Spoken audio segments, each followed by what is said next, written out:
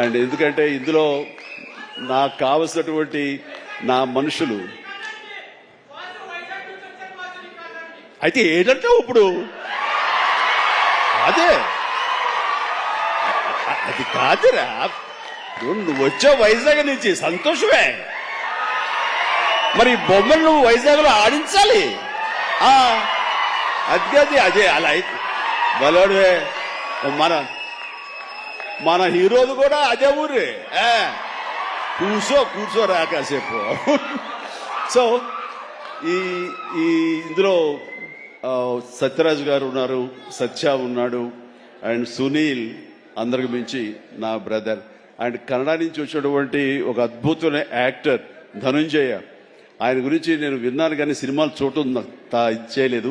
but Pushpa చూశాను, పుష్ప ఎక్కడ అనేది నాకు గుర్తు రావట్లేదు, కానీ డెఫినెట్గా ఈ సినిమాలో చాలా